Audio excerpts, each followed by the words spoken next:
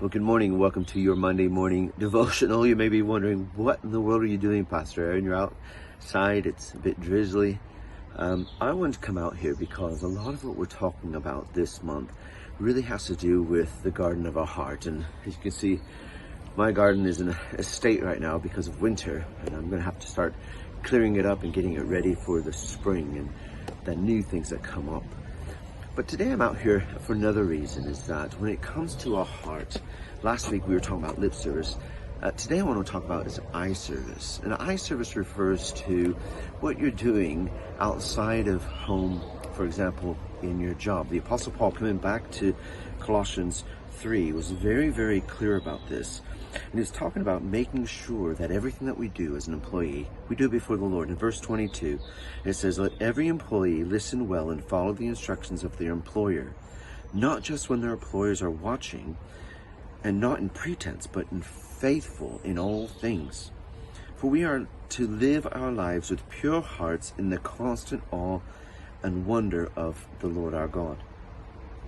Put your heart and soul into every activity you do, as though you are doing it for the Lord himself and not merely for others. For we know that we will receive a reward, an inheritance from the Lord, as we serve the Lord Yahweh, the Anointed One. A disciple will be repaid for what he has learned and followed, for God pays no attention to titles or prestige of men."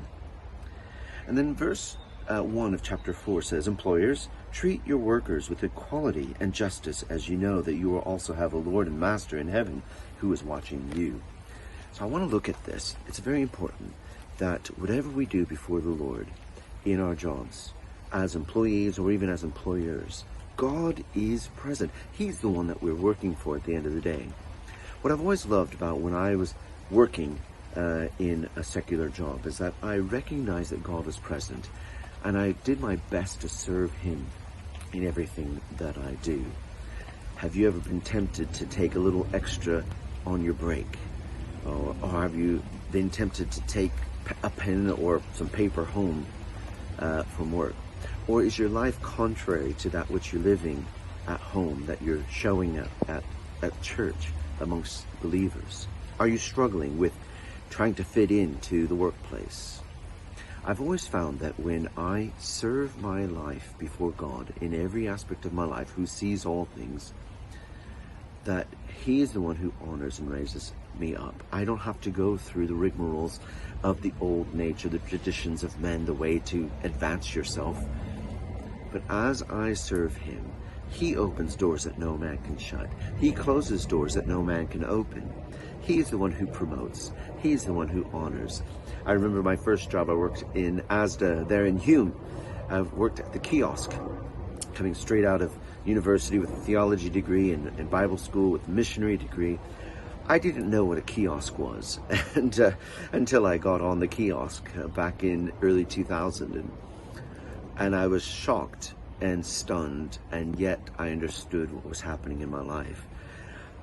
I was selling cigarettes and lottery tickets.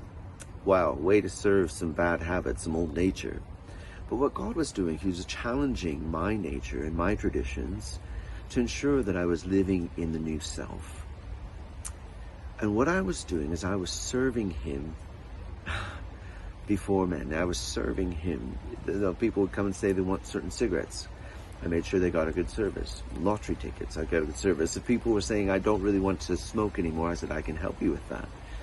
But I never condemned people. And as I served there, eyes of favor laid upon me, and I was promoted and taken into a different responsibility in administration and handling the funds in the cash office. But this is very important to know, that when you serve God, you serve him with your whole heart. And you may not understand why you have to do what you do. But as I have to take care of this garden to prepare it for the spring, so it is within our hearts in every aspect. If there are areas in your job that you may not be serving him faithfully, and as unto him, remember, whatever you do in word or deed, you do it unto the Lord. I want you to give thanks to him for the job he's given you. I want you to thank him that he sees everything that you do. And I want you to honor him and serve him with all of your heart. God bless.